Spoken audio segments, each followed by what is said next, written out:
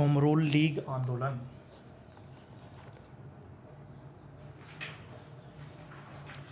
प्रथम विश्व युद्ध से उत्पन्न परिस्थितियों की एक अन्य कम नाटकीय लेकिन अधिक प्रभावशाली प्रतिक्रिया हुई एनी बेसेंट और लोकमान्य तिलक का home rule league. Home rule league आंदोलन प्रथम विश्व युद्ध के पश्चात उत्पन्न हुई परिस्थितियों में भारतीयों की कम प्रभावशाली प्रतिक्रिया के रूप में सामने आया, किंतु स्वतंत्रता आंदोलन की प्रक्रिया में इसने अपनी महत्वपूर्ण छाप छोड़ी। यद्यपि यह आंदोलन स्थिरता के साथ प्रारंभ हुआ था, लेकिन आगे चलकर इसने तत्कालीन सभी आंदोलनों को पीछे छोड़ दिया। एनी बेसेंट और लोकमान्य तिलक का होम रूल लीग आंदोलन। भारतीय होम रूल लीग का गठन आयरलैंड के होम रूल लीग के नमूने पर किया गया था, जो तत्कालीन परिस्थितियों में तेजी से उभरती हुई प्रतिक्रियात्मक राजनीति के नए स्वरूप का प्रतिनिधित्व करता था। एनी बेसेंट और तिलक इस नए स्वरूप के अगुवा थे। आंदोलन प्रारंभ होने के उत्तरदायी कारण। राष्ट्रवादियों के एक वर्ग का मानना था कि सरकार का ध्यान आकर्षित करते हुए उस पर दबाव डालना आवश्यक है। नंबर 2, मार्ले मिंटो सुधारों का वास्तविक स्वरूप सामने आने पर नरमपंथियों का भ्रम सरकार की निष्ठा से टूट गया। नंबर 3, प्रथम विश्व युद्ध में ब्रिटेन द्वारा भारतीय संसाधनों का खुलकर प्रयोग किया गया। इस क्षतिपूर्ति के लिए युद्ध के उपरांत भारतीयों पर भारी कर आरोपित किए गए तथा आवश्यक वस्तुओं की कीमतें आसमान छूने लगी। इन कारणों से भारतीय त्रस्त हो गए तथा वे ऐसे किसी भी सरकार विरोधी आंदोलन में भाग लेने के लिए तत्पर थे। नंबर 4, यह विश्व युद्ध तत्कालीन विश्व की प्रमुख महाशक्तियों के बीच अपने अपने हितों को लेकर लड़ा गया था तथा इससे अन्य ताकतों के साथ ब्रिटेन का वास्तविक चेहरा भी उजागर हो गया। युद्ध के पश्चात श्वेतों की अजेयता का भ्रम भी टूट गया। नंबर 5, जून 1914 में बाल गंगाधर तिलक जेल से रिहा हुए। भारतीय स्वतंत्रता के संघर्ष में सक्रिय भूमिका निभाने हेतु वे पुनः किसी सुअवसर की तलाश में थे। उन्होंने सरकार को अपना सहयोगात्मक रुख समझाने का प्रयत्न किया। आयरलैंड के होम रूल लीग की तर्ज पर उन्होंने प्रशासकीय सुधारों की मांग की। तिलक ने कहा कि हिंसा के प्रयोग से भारतीय स्वतंत्रता की प्रक्रिया में रुकावट आ सकती है। फलतः उन्होंने आयरिश होम रूल जैसे आंदोलन के द्वारा भारतीयों की दशा में सुधार लाने की वकालत शुरू कर दी। उन्होंने यहाँ तक कहा कि संकट के इन क्षणों में हमें ब्रिटेन का सहयोग करना चाहिए। 1896 में आयरलैंड की थियोसोफिस्ट महिला एनी बेसेंट भारत आई थी। प्रथम विश्व युद्ध के उपरांत उन्होंने भी भारतीय स्वतंत्रता आंदोलन को समर्थन देने हेतु आयरिश होम रूल लीग के नमूने पर भारत में आंदोलन प्रारंभ करने का निर्णय किया। इस लीग के माध्यम से वे अपने विचारों को जनता में प्रसारित कर अपना कार्यक्षेत्र बढ़ाना चाहती थी। बाल गंगाधर तिलक तथा एनी बेसेंट दोनों की होम रूल लीग ने यह महसूस किया कि आंदोलन की सफलता के लिए उदारवादियों के नेतृत्व वाली कांग्रेस के साथ ही अतिवादी राष्ट्रवादियों का समर्थन भी आवश्यक है। 1914 में नरमपंथियों एवं अतिवादियों के मध्य समझौता प्रयासों के असफल हो जाने के पश्चात बाल गंगाधर तिलक एवं एनी बेसेंट दोनों ने स्वयं के प्रयासों से राजनीतिक गतिविधियों को जीवंत करने का निश्चय किया। 1915 के प्रारंभ में एनी बेसेंट ने भारत एवं अन्य उपनिवेशों में स्वशासन की स्थापना हेतु अभियान प्रारंभ कर दिया। उन्होंने जनसभाएं आयोजित की तथा न्यू इंडिया एवं कॉमनवेल्थ नामक पत्र का प्रकाशन प्रारंभ किया। न्यू इंडिया और कॉमनवेल्थ नामक पत्र का प्रकाशन प्रारंभ किया। किसने? एनी बेसेंट ने। इन पत्रों के माध्यम से उन्होंने अंग्रेज सरकार के सम्मुख भारत में स्वशासन की स्थापना की मांग को दृढ़ता के साथ उठाया। 1915 के कांग्रेस की वार्षिक अधिवेशन में तिलक एवं एनी बेसेंट को अपने प्रयासों में थोड़ी सफलता मिली। इस अधिवेशन में यह निर्णय किया गया कि उग्रवादियों को पुनः कांग्रेस में सम्मिलित किया जाएगा। यद्यपि एनी बेसेंट प्रारंभ में अपने इस प्रयास में सफल नहीं हो सकी थी। अधिवेशन में एनी बेसेंट अपनी होम रूल लीग योजना के लिए कांग्रेस का समर्थन प्राप्त करने में असफल रही, किंतु कांग्रेस शिक्षा के माध्यम से राजनीतिक मांगों का प्रचार प्रसार करने तथा स्थानीय कांग्रेस कमेटियों को पुनः सक्रिय करने का अवसर से अवश्य सहमत हो गई। इसके पश्चात एनी बेसेंट ने कांग्रेस की स्वीकृति प्राप्त होने का इंतजार न करते हुए स्वयं के प्रयासों से होम रूल लीग के कार्यों को आगे बढ़ाने का निर्णय किया। उन्होंने घोषित किया कि चूंकि कांग्रेस ने उनकी लीग को स्वीकृति प्रदान करने में अनिवार्य कदम नहीं उठाए हैं, फलतः लीग के माध्यम से वे अपने उद्देश्यों को प्राप्त करने हेतु स्वतंत्र हैं। बाल गंगाधर तिलक तथा एनी बेसेंट ने किसी प्रकार की आपसी टकराव की संभावना को दूर करने के लिए पृथक पृथक लीग स्थापित करने का निर्णय किया।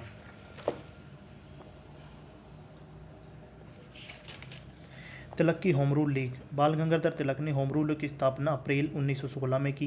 इसकी शाखाएं महाराष्ट्र, कर्नाटक, मध्य प्रांत और बरार में खोली गई।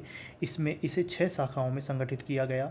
स्वराज्य की मांग, भाषाई प्रांतों की स्थापना एवं तथा शिक्षा के प्रसार प्रसार को लीग ने अपना मुख्य उद्देश्य या लक्ष्य घोषित किया। स्वराज्य की मांग, भाषाई प्रांतों की स्थापना तथा शिक्षा के प्रसार प्रसार को लीग ने अपना मुख्य लक्ष्य घोषित किया।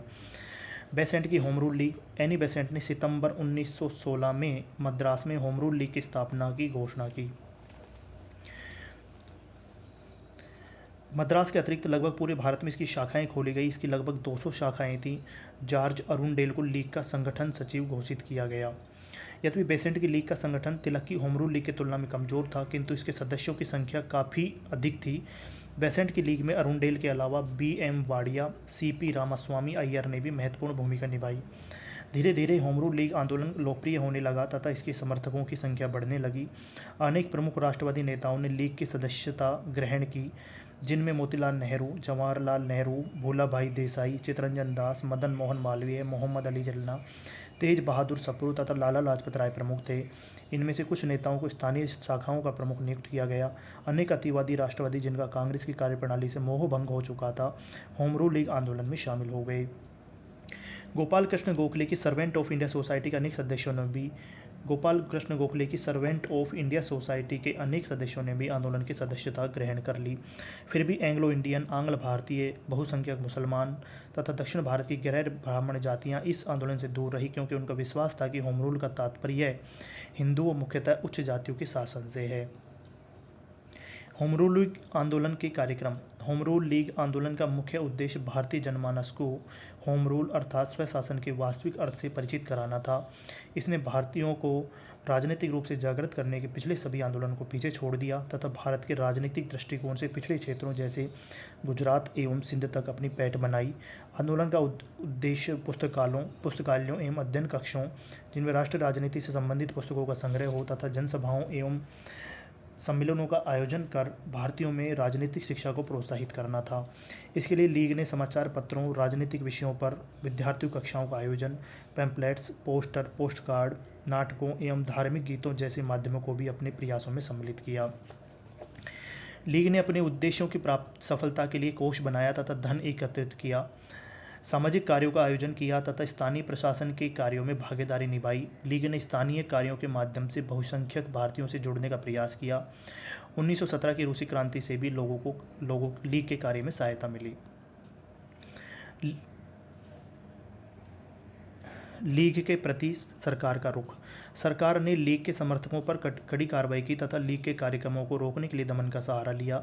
मद्रास में सरकार ने छात्रों पर कठोर कार्रवाई की तथा राजनीतिक सभाओं में उनके भाग लेने पर प्रतिबंध लगा दिया गया। बाल गंगाधर तिलक के विरुद्ध न्यायालय में मुकदमा दायर किया गया। उनके पंजाब एवं दिल्ली में प्रवेश करने पर रोक लगा दी गई। जून 1917 में एनी बेसेंट तथा उनके सहयोगियों B.P. वाडिया और जॉर्ज अरुंडेल को गिरफ्तार कर लिया गया। इन गिरफ्तारियों के विरुद्ध राष्ट्रव्यापी प्रतिक्रिया हुई। अत्यंत नाटकीय ढंग से सर एस सुब्रमण्यम अय्यर ने अपनी सर की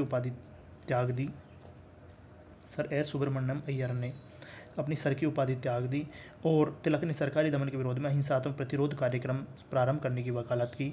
सरकार को विश्वास था कि इन कार्रवाइयों से होम रूल आंदोलन स्वतः समाप्त हो जाएगा, किंतु इसका उल्टा प्रभाव पड़ा। सरकारी कुचक्र के विरोध में आंदोलनकारी और संगठित हो गए और कई अन्य राष्ट्रवादी इसमें शामिल हो गए। तिलक ने घोषणा की कि यदि एनी बेसेंट को रिहा नहीं किया गया तो भारतीय जनता सरकार के विरुद्ध सत्याग्रह करेगी। 20 अगस्त 1917 को भारत सचिव E.S. मॉन्टेग्यू के माध्यम से ब्रिटिश सरकार ने घोषणा की कि युद्ध के बाद भारत में स्वायत्त संस्थाओं की क्रमिक विकास की प्रक्रिया प्रारंभ की जाएगी। सरकार ने 20 सितंबर 1917 में एनी बेसेंट को जेल से रिहा कर दिया गया। इसके पश्चात होम रूल लीग आंदोलन स्थगित कर दिया गया। क्या कारण था कि 1919 तक आते आते आंदोलन धीमा पड़ गया? 1919 तक आते आते होम रूल लीग आंदोलन का उन्माद ठंडा पड़ने लगा। इसके पीछे कई कारण थे जो इस प्रकार हैं। आंदोलन में प्रभावी संगठन का अभाव था। 1917 से 1918 में हुए सांप्रदायिक दंगों का आंदोलन पर नकारात्मक प्रभाव पड़ा। एनी बेसेंट की गिरफ्तारी के पश्चात कांग्रेस की सदस्यता ग्रहण करने वाले उदारवादी सरकार द्वारा सुधारों का आश्वासन देने और बेसेंट को जेल से रिहा करने पर संतुष्ट हो गए। आंदोलन में अतिवादियों द्वारा सितंबर 1918 में अहिंसात्मक प्रतिरोध का सिद्धांत अपनाए जाने की बात से नरमपंथी आंदोलन से पृथक होने लगे। 1918 के पश्चात तो उनकी भागीदारी बिल्कुल नाम मात्र की रह गई। 5 जुलाई 1918 में मोंटेग्यू चोम्स्फोर्ड सुधारों के सार्वजनिक होने से राष्ट्रवादियों में आपसी मतभेद पैदा हो गए और सैद्धांतिक आधार पर वे विभाजित होने लगे। सितंबर 1918 में एक मुकदमे के सिलसिले में तिलक विदेश चले गए, जबकि सुधारों के संबंध में व्यक्तिगत प्रतिक्रिया एवं हिंसात्मक प्रतिरोध के मुद्दे पर एनी बेसेंट विचलित हो गई। बेसेंट द्वारा आंदोलन का सुयोग्य नेतृत्व प्रदान कर पाने की अक्षमता और बाल गंगाधर तिलक के विदेश में होने के कारण आंदोलन नेतृत्व विहीन हो गया था। आंदोलन की उपलब्धियां। होम रूल लीग आंदोलन की अनेक उपलब्धियां भी रही, जो इस प्रकार हैं। आंदोलन ने केवल शिक्षित वर्ग के स्थान पर जन सामान्य की महत्वता को प्रतिपादित किया तथा सुधारवादियों द्वारा तय किए गए स्वतंत्रता आंदोलन की मानचित्रावली को स्थायी तौर पर परिवर्तित कर दिया। इसने देश एवं शहरों के मध्य सांगठनिक संपर्क स्थापित किया। आंदोलन की यह उपलब्धि बाद के वर्षों में अत्यंत उपयोगी सिद्ध हुई। विशेषकर भारतीय स्वतंत्रता आंदोलन के चरमोत्कर्ष में देश में के हर शहर ने सक्रिय भूमिका निभाई, जो इस आंदोलन के सांगठनिक स्वरूप की देन ही थे। आंदोलन ने जुझारू राष्ट्रवादियों की एक नई पीढ़ी को जन्म दिया। उसने भारतीय जन समुदाय को राजनीति के गांधीवादी आदर्शों के प्रयोग हेतु प्रशिक्षित किया। अगस्त 1917 में मोंटेग्यू की घोषणाएं तथा मोंटफोर्ड सुधार काफ़ी हद तक होम रूल लीग आंदोलन से प्रभावित थे। तिलक एवं एनी बेसेंट के प्रयासों से कांग्रेस के लखनऊ अधिवेशन 1916 में नरम दल एवं गर्म दल के राष्ट्रवादियों के मध्य समझौता होने से अत्यंत सहायता मिली। लीग के नेताओं का यह योगदान राष्ट्रीय आंदोलन की प्रक्रिया में मील का पत्थर था। होम रूल लीग आंदोलन ने भारतीय स्वतंत्रता आंदोलन को एक नई दिशा व नया आयाम प्रदान किया। कांग्रेस का लखनऊ अधिवेशन या लखनऊ समझौता 1916। अतिवादियों का कांग्रेस में पुनः प्रवेश। 1916 में भारतीय राष्ट्रीय कांग्रेस का वार्षिक अधिवेशन लखनऊ में आयोजित किया गया, जिसकी अध्यक्षता उदारवादी नेता अंबिका चरण मजूमदार ने की। इस अधिवेशन की सबसे महत्वपूर्ण उपलब्धि थी गर्म दल अतिवादियों का कांग्रेस में पुनः प्रवेश। इसके कई कारण थे। अपने पुराने विवाद अप्रासंगिक हो या अर्थहीन हो गए थे। उदारवादियों तथा अतिवादियों दोनों ने यह महसूस किया कि विभाजन से राष्ट्रीय आंदोलन की राजनीतिक प्रक्रिया अवरुद्ध हो रही है। नंबर 3, एनी बेसेंट तथा बाल गंगाधर तिलक दोनों दलों में एकता के अथक एवं सराहनीय प्रयास किए थे। उदारवादियों की भावनाओं को सम्मान देते हुए तिलक ने घोषित किया कि वे भारत में प्रशासनिक सुधारों के पक्षधर हैं, न कि पूरी ब्रिटिश सरकार को हटाए जाने के। उन्होंने हिंसात्मक तरीकों को न अपनाए जाने की भी वकालत की। नंबर 4, दो प्रमुख उदारवादी नेताओं गोपाल कृष्ण गोखले तथा फिरोज शाह मेहता की मृत्यु हो जाने से कांग्रेस के दोनों दलों में एकता का मार्ग प्रशस्त हो गया, क्योंकि ये दोनों ही नेता उग्रवादियों के कट्टर विरोधी थे और किसी भी हालत में उग्रवादियों से एकता नहीं चाहते थे। कांग्रेस तथा मुस्लिम लीग का लखनऊ समझौता। कांग्रेस के लखनऊ अधिवेशन की एक अन्य महत्वपूर्ण उपलब्धि थी कांग्रेस और मुस्लिम लीग के मध्य समझौता होना। इस अधिवेशन में कांग्रेस तथा मुस्लिम लीग एक दूसरे के करीब आ गए तथा दोनों ने सरकार के समक्ष अपनी समान मांगें प्रस्तुत की। कांग्रेस एवं लीग के मध्य समझौता और भी महत्वपूर्ण था, क्योंकि इस समय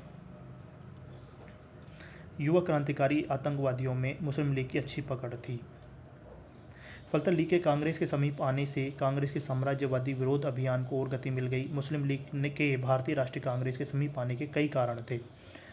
नंबर 1, 1912-13 के बाल्कान युद्ध में ब्रिटेन ने तुर्की की सहायता से इनकार कर दिया। इस युद्ध के कारण यूरोप में तुर्की की शक्ति क्षीण हो गई तथा उसका सीमा क्षेत्र संकुचित हो गया। उस समय तुर्की के शासक का दावा था कि वह सभी मुसलमानों का खलीफा या प्रधान है। भारतीय मुसलमानों की सहानुभूति तुर्की के साथ थी। ब्रिटेन द्वारा युद्ध में तुर्की को सहयोग न दिए जाने से भारतीय मुसलमान रुष्ट हो गए। फलतः मुस्लिम लीग ने कांग्रेस से सहयोग करने का निश्चय किया, जो ब्रिटेन के विरुद्ध स्वतंत्रता आंदोलन चला रही थी। नंबर 2, बंगाल विभाजन को रद्द किए जाने के सरकारी निर्णय से उन मुसलमानों को घोर निराशा हुई जिन्होंने 1905 में इस विभाजन का जोरदार समर्थन किया था। नंबर 3, ब्रिटिश सरकार द्वारा अलीगढ़ में विश्वविद्यालय की स्थापना और उसे सरकारी सहायता दिए जाने से इनकार करने पर शिक्षित मुसलमान रुष्ट हो गए। मुस्लिम लीग के तरुण समर्थक धीरे धीरे सशक्त राष्ट्रवादी राजनीति की ओर उन्मुख हो रहे थे तथा उन्होंने अलीगढ़ स्कूल के सिद्धांतों को उभारने का प्रयत्न किया। 1912 में लीग का अधिवेशन कलकत्ता में हुआ। इस अधिवेशन में मुस्लिम लीग ने निश्चय किया कि वह भारत के अनुकूल स्वशासन की स्थापना में किसी अन्य ग्रुप या दल को सहयोग कर सकता है, बशर्ते वे भारतीय मुसलमानों के हितों पर कुठाराघात न करे और उनके हित सुरक्षित बने रहें। इस प्रकार कांग्रेस तथा मुस्लिम लीग दोनों की स्वशासन की अवधारणा समान हो गई तथा इससे उन्हें पास आने में सहायता मिली। प्रथम विश्व युद्ध के दौरान सरकार की दमनकारी नीतियों से युवा उस मुसलमानों में भय का वातावरण व्याप्त हो गया। मौलाना अब्दुल कलाम आज़ाद के पत्र अल हिलाल तथा मोहम्मद अली के पत्र कामरेड को सरकारी दमन का निशाना बनना पड़ा। वहीं दूसरी ओर अली बंधुओं मौलाना आज़ाद और हजरत मोहानी को नज़रबंद कर दिया गया। सरकार की इन नीतियों से युवा मुसलमानों विशेषकर लीग के युवा सदस्यों में साम्राज्यवाद विरोधी भावनाएं जागृत हुई तथा वे उपनिवेशी शासन को समूल नष्ट करने हेतु अवसर की तलाश करने लगे। उपरोक्त कारकों ने भारतीय राष्ट्रीय कांग्रेस तथा मुस्लिम लीग में एकीकरण की संभव बना दिए। कांग्रेस एवं लीग में इस समझौते को लखनऊ समझौते के नाम से जाना जाता है। इस समझौते के मुख्य प्रावधान निम्न अनुसार थे। कांग्रेस द्वारा उत्तरदायी शासन की मांग को लीग ने स्वीकार कर लिया। नंबर 2, कांग्रेस ने मुस्लिम लीग को ही मुसलमानों के लिए पृथक निर्वाचन व्यवस्था की मांग को स्वीकार कर लिया। नंबर 3, प्रांतीय व्यवस्थापिका सभाओं में निर्वाचित भारतीय सदस्यों की संख्या का एक निश्चित भाग मुसलमानों के लिए आरक्षित कर दिया गया। पंजाब में 50%, बंगाल में 40%, बम्बई सहित सिंध प्रांत में 33%, यूपी में 30%, बिहार में 25%, मध्य प्रदेश में 15% तथा मद्रास में भी 15% सीटें मुस्लिम लीगों को दी गई। केंद्रीय व्यवस्थापिका सभा में कुल निर्वाचित सदस्यों का 1/9 भाग मुसलमानों के लिए आरक्षित किया गया तथा इनके निर्वाचन हेतु सांप्रदायिक चुनाव व्यवस्था स्वीकार की गई। नंबर 5, यह निश्चित किया गया कि यदि किसी सभा में कोई प्रस्ताव किसी सांप्रदायिक हितों के विरुद्ध हो तथा 3/4 सदस्य उस आधार पर उसका विरोध करें तो उसे पास नहीं किया जाएगा।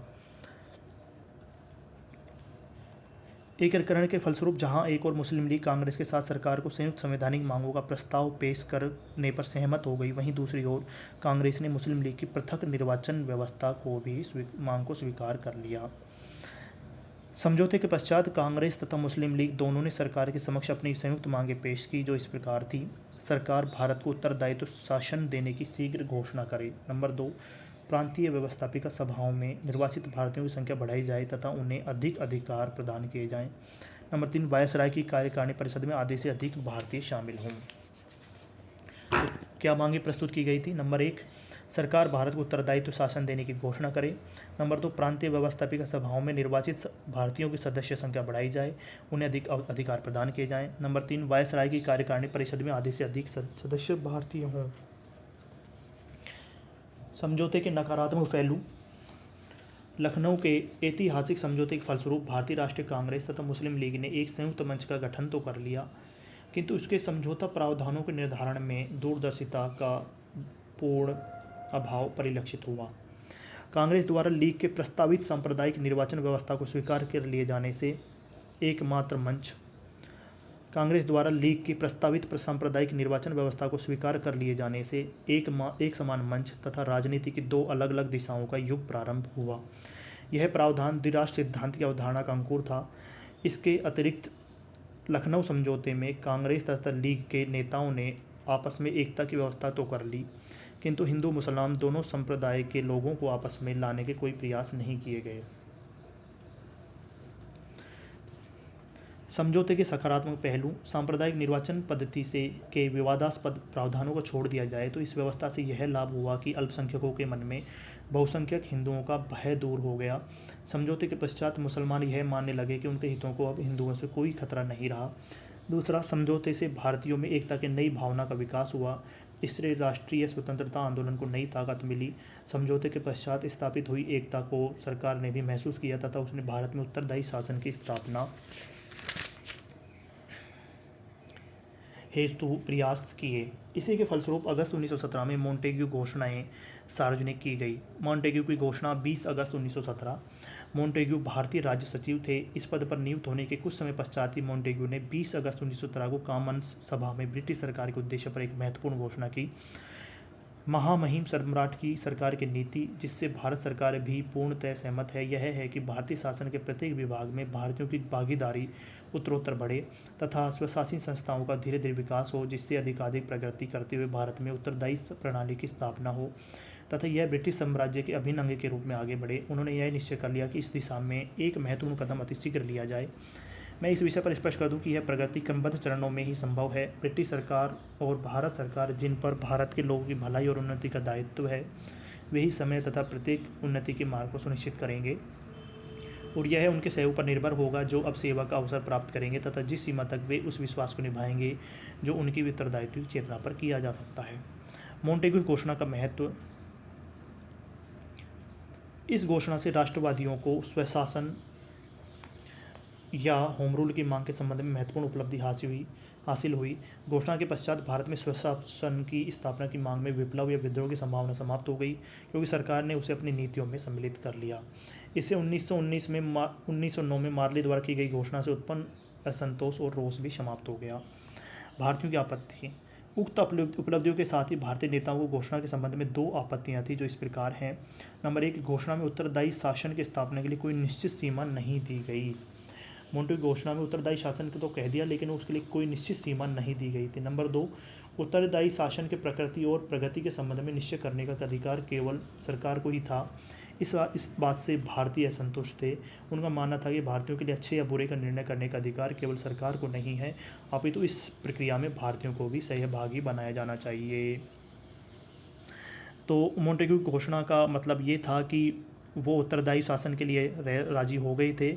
ठीक है, स्वशासन या होम रूल की मांग में उन्होंने महत्वपूर्ण उपलब्धि हासिल हो गई थी। और इसके घोषणा का महत्व ये था कि जो स्वशासन की स्थापना की मांग में जो विद्रोह हो सकता था उसकी संभावना समाप्त हो गई क्योंकि नीति में शामिल कर लिया। 1909 में मार्ले मिंटो सुधार जो हुए थे उससे जो असंतोष रोष था वो भी समाप्त हो गया।